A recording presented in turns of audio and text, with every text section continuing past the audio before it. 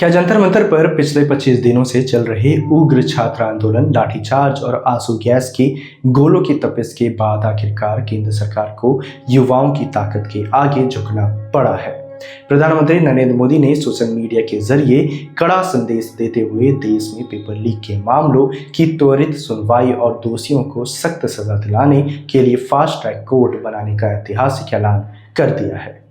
देश भर में जारी नीट, पेपर लीक और राष्ट्रीय स्तर की परीक्षाओं में धांधली को लेकर मचे घमासान के बीच प्रधानमंत्री नरेंद्र मोदी ने स्पष्ट विधिक संदेश दिया है कि हमारे युवाओं का भविष्य और उनका कल्याण सरकार की सर्वोच्च प्राथमिकता है।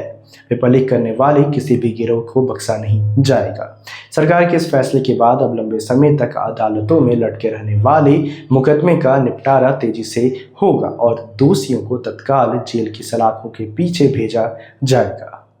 नमस्कार, मैं हूं अभिनव। आज लोक भाषा के विशेष बुलेटिन में हम पीएम मोदी के इस बड़े ऐलान का कड़वा सच, शिक्षा मंत्री धर्मेंद्र प्रधान के विवादित ट्वीट और अस्पताल से सोनम वांगचुक के जारी बयान की पूरी क्रोनोलॉजी को डिकोड करेंगे।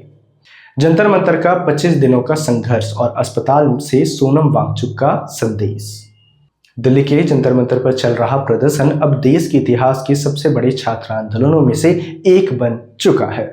मैं अभी जिंदा हूं अनशन के दौरान दिल्ली पुलिस द्वारा जबरन उठाकर सफदरजंग और फिर मैदानता अस्पताल में भर्ती कराए गए सोनम वांगचुक ने बुधवार को अस्पताल के बेड से अपना वीडियो संदेश जारी किया।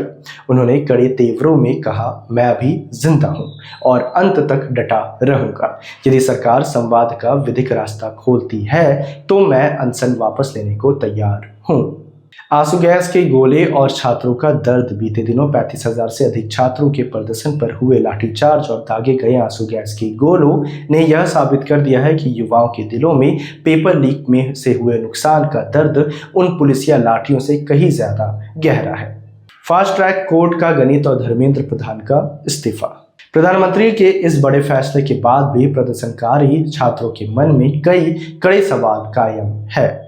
क्या धरातल पर उतरेगी घोषणा? छात्रों और राजनीतिक विश्लेषकों का कहना है कि पूर्व में भी कई आश्वासन दिए गए, लेकिन जब तक फास्ट ट्रैक कोर्ट्स का विधिक नोटिफिकेशन जारी नहीं होता और दोषियों को तुरंत सजा नहीं मिलती, तब तक अविश्वास बना रहेगा।